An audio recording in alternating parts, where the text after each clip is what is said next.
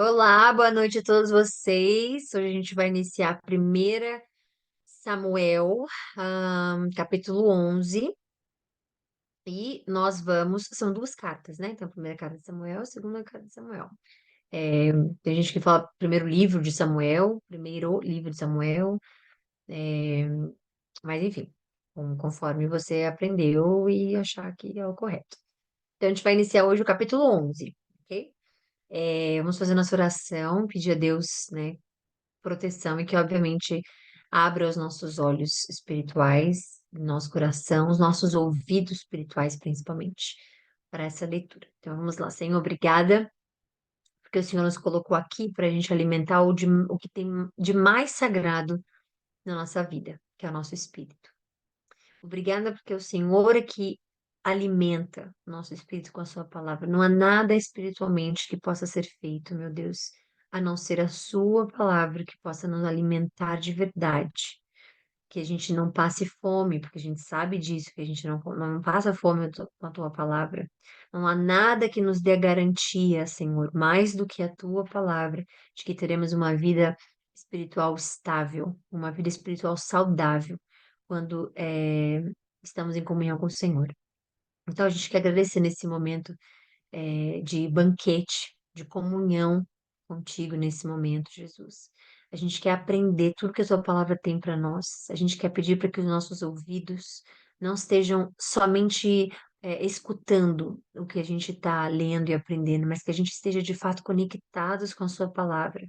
Que faça efeito no nosso corpo, na nossa vida espiritual, que faça efeito no nosso dia a dia, que a gente possa compreender, meu Deus, o Pai maravilhoso que o Senhor é, que a gente possa ver como é o seu relacionamento com aqueles que te amam, aqueles que têm um relacionamento de temor, de amor, de obediência contigo.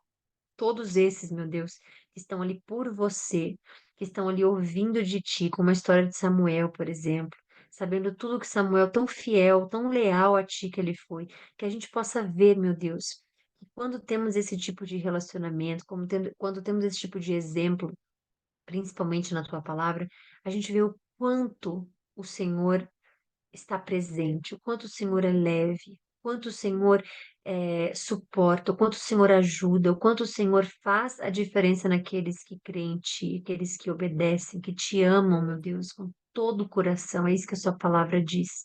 Te amar com todo o nosso coração, toda a nossa força, toda a nossa alma, meu Deus. E é assim que a gente quer te amar mais do que a gente ama qualquer outra pessoa, qualquer outra coisa nesse mundo, meu Deus. A gente quer te amar a ponto de te clamar o tempo inteiro para todas as coisas, nossos altos e baixos, todas as necessidades que temos, que o nosso corpo tem, que a nossa alma tem, assim, o nosso espírito tenha. A gente quer ter esse relacionamento, meu Deus. A gente ficar tão apaixonado cada vez mais por ti. Que a gente queira estar mais próximo de ti, menos próximo de nós mesmos, nossos pensamentos, nossas ansiedades e medos e todas as outras coisas que tentam fazer com que a gente tente resolver sozinho as coisas, quando na verdade precisamos depender de ti. Então, eu agradeço esse momento, porque é um momento santíssimo, é um momento sagrado, é um momento em que estamos falando contigo, Jesus, clamando o seu nome, que seu espírito está atento, seu espírito está sendo alimentado dentro de nós. No momento em que a gente está ouvindo cada palavra da leitura e internalizando e sabendo que o Senhor foi quem escreveu, que o Senhor deixou como herança para nós, meu Deus, para termos uma direção nesse mundo. São tantas informações, tantos ruídos externos, meu Deus, tantas coisas que tentam nos distrair. E a gente só quer, meu Deus, ouvir a Sua palavra, reconhecer a Sua palavra. É isso que precisamos. Então, que o Senhor possa nos proteger nessa caminhada, que o Senhor possa nos dar força e todos os atributos que o Espírito Santo tem, meu Deus, que seja relevante na nossa vida, que seja algo destacado em nossa vida, que as pessoas vejam o seu nome, a sua presença em nossa vida, em tudo que a gente fizer, Jesus. Cada palavra que a gente disser, cada passo que a gente der, que as pessoas enxerguem aquilo que o Senhor nos transformou em.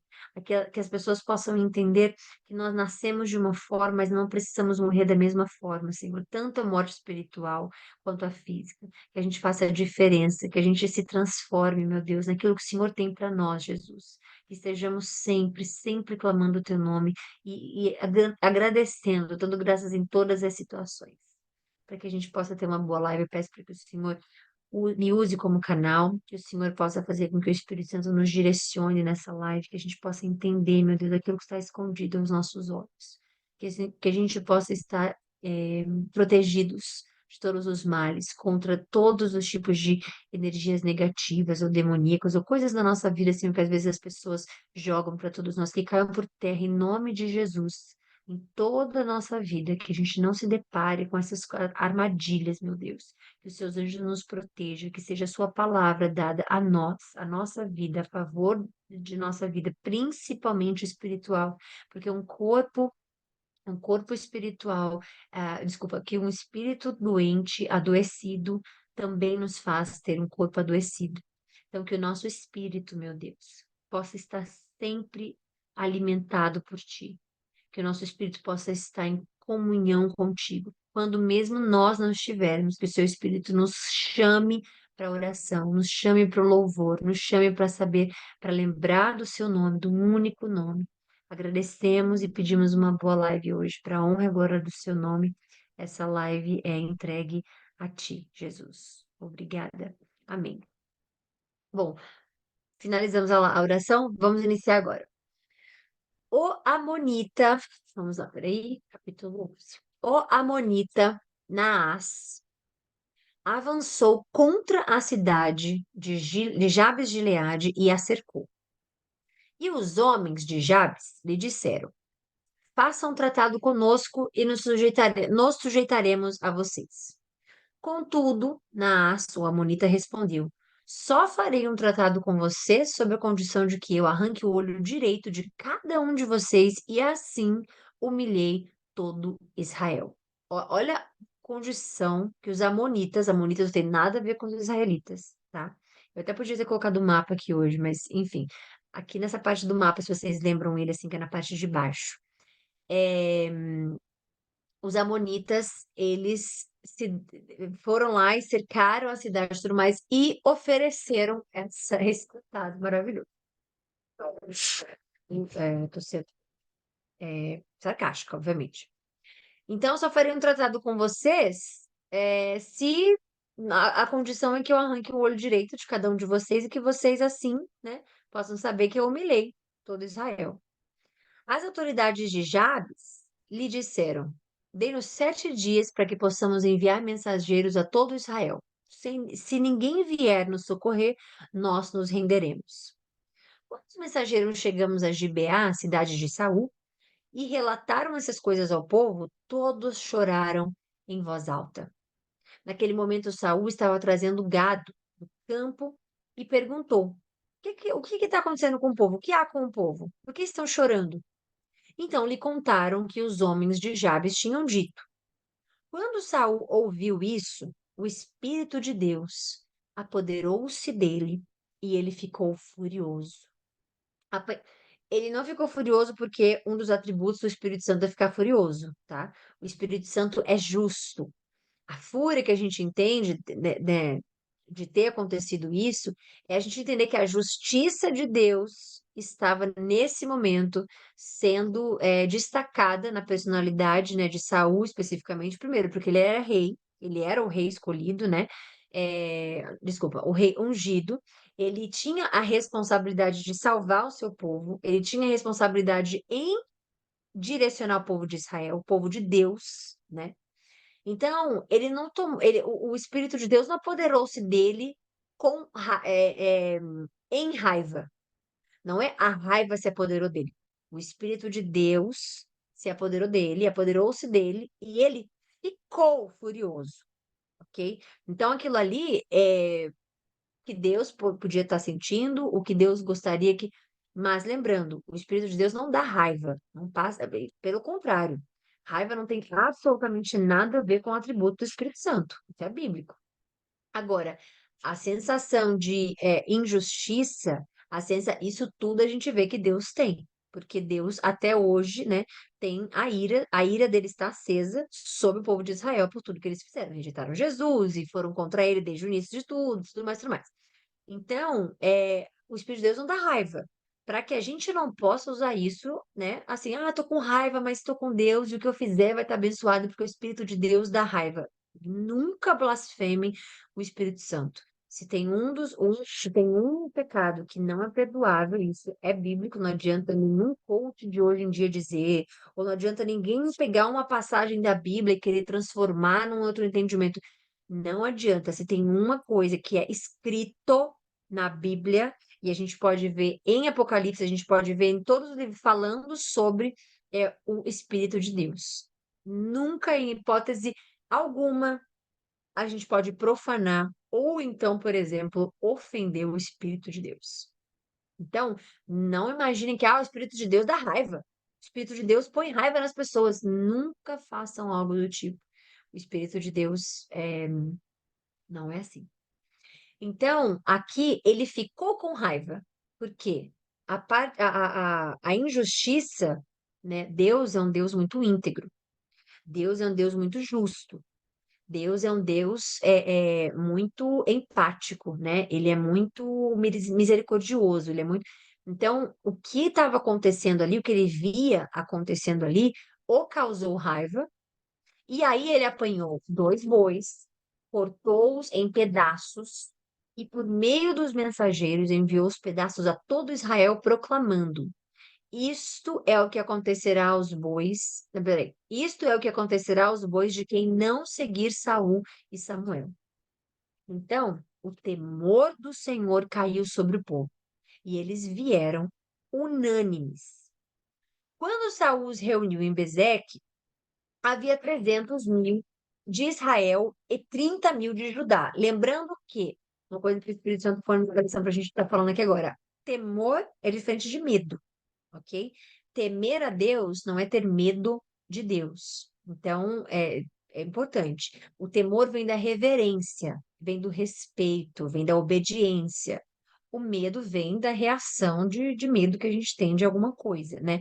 É, por Deus ser poderoso, por Deus ser isso. Então, muitas pessoas deixam de, por exemplo, de se converter, de conhecer mesmo Deus, porque dizem que Deus é um Deus bravo. Ah, o Deus da Bíblia? Não, eu tenho um amigo, eu já falei isso aqui para vocês algumas vezes, mas eu tenho um amigo que fez uma novela na qual ele representou o personagem principal desse livro da Bíblia, né? Eu não vou falar especificamente porque já de cara, né? Se eu só dar um Google, você vai saber quem é, mas eu não quero entrar com nomes e detalhes aqui, mas ele fez essa novela e eu tava conversando com ele, não lembro se eu conversei ou se ele que me chamou, falando que ele sabe que eu leio a Bíblia, né, e tudo mais.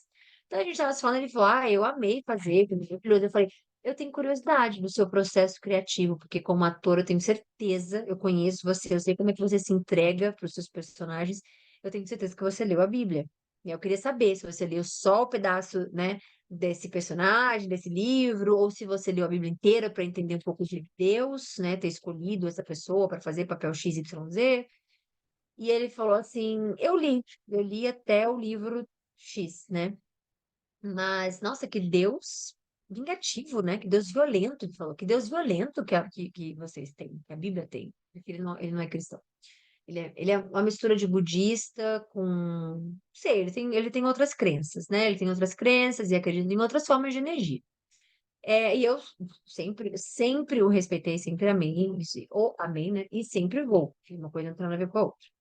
É, então, ele, com toda a crença dele, eu falei: por que que você acha que Deus é violento? Eu não entendi. Por que que você acha que ele tem violento? Eu não sei. Ele falou: guerras, né? Muito, muito assim, muitos castigos e muito. Eu falei: calma.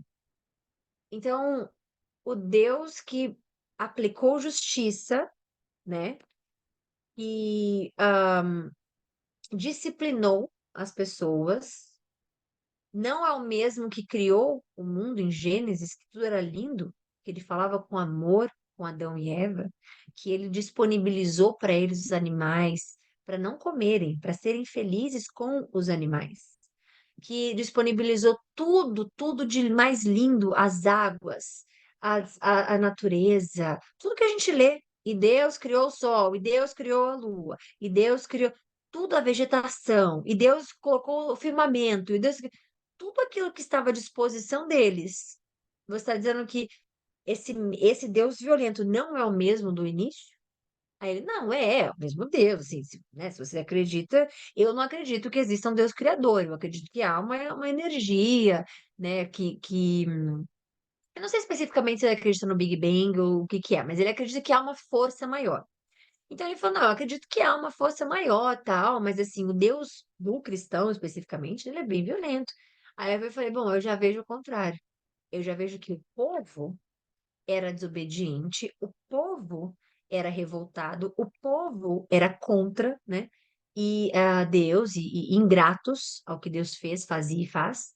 E aí, obviamente, que Deus precisou discipliná-los. E aí vieram as consequências. Mas Deus não iniciou, tudo tem um início. Agora eu tô falando com vocês, não é mais com ele. Tudo tem um início. Então, se você pegar o início de Deus, é quem Deus é.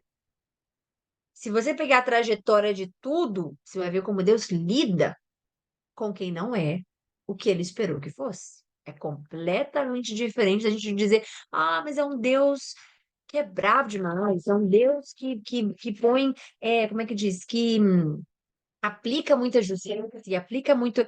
Mas espera, se você quer conhecer mesmo a essência de Deus, volte em Gênesis 1, 2. Ali é a essência de Deus. O que passeava com Adão e Eva em todo o jardim do Éden, o que conversava, o que esse é o Deus que criou o mundo para esse é. Agora, o restante é o mesmo Deus lidando com a rebeldia humana, lidando com o coração obstinado humano, lidando com a maldade humana. Depois de Caim e Abel ali, né? Primeiro, obviamente, teve a morte deles espiritual. Que a serpente, o que que Deus falou para Adão, né? Não é a responsabilidade foi de Adão, que não ensinou a Eva, porque quando Deus falou sobre o fruto, ele falou para Adão, não falou para Eva, ele falou para Adão. E Adão não foi capaz de ser um bom marido, de ser um bom parceiro a Eva e educá-la no que Deus ensinou, no que Deus o instruiu, né?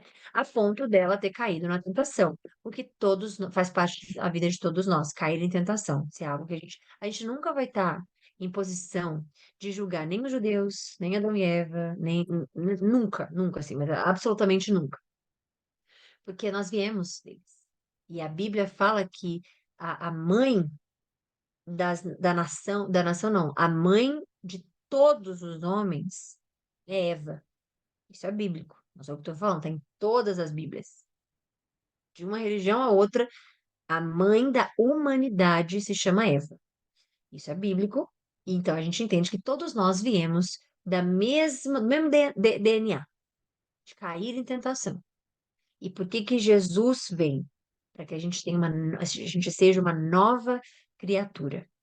Então, é, esse é o Deus que a gente conhece, nessa essência. E aí, quando essa morte espiritual, porque isso é essa parte que eu vou voltar, quando Deus fala para Adão que se você comer desse fruto, se vocês comerem desse fruto, vocês certamente morrerão. E o que que a serpente fala? Vocês certamente não morrerão. Vocês vão ter acesso ao que é o bom, o que é o mal. Vocês vão ter acesso ao que.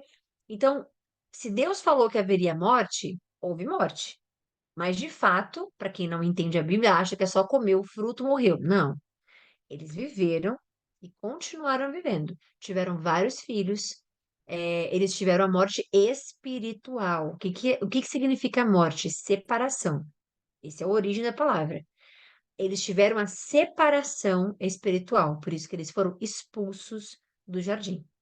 E aí eles viveram, né, a vida deles. Deus não virou as costas quando Caim matou Abel ainda mais, né?